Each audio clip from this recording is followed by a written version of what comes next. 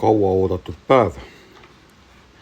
Ehk siis läheb vuukimiseks selline Kilto vuugi täide ja 1/3 ning siis tuleks peale vuukimist 30 mintsa oodata ja siis saab plaadid puhtaks pesta. Ja niisutama peab seda vuuki siis kuskil ööpäeva jooksul 1-3 korda, et siis saab nagu kasutusse võtta, nii et hakkame aga tööga pihta. Selline ilus pees vuuk on.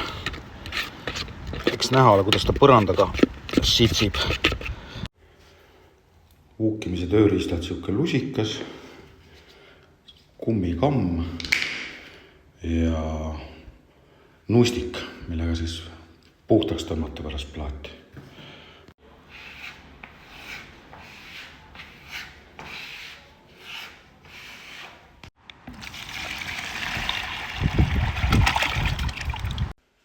Nüüd sai ära vuugitud ja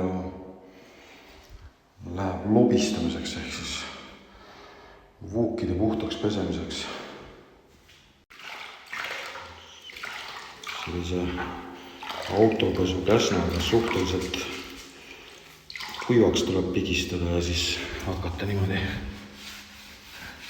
puhtaks pesema neid plaate, et väga vuukiga üle juputaks. Nüüd tõmbab vuugi tühjaks, sellel ei ole mingit mõtet ja vett tuleb mitu korda vahetada ja pesta tuleb ka 2 või 3 korda.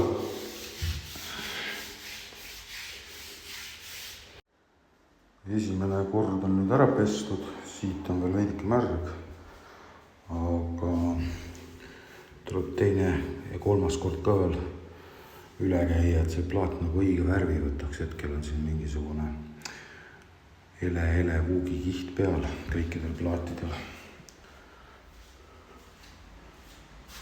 Ja vuuk muidugi kuivab heledamaks, kui ta praegu on. Praegu on siuke tume bees või tume bees hall, midagi taolist.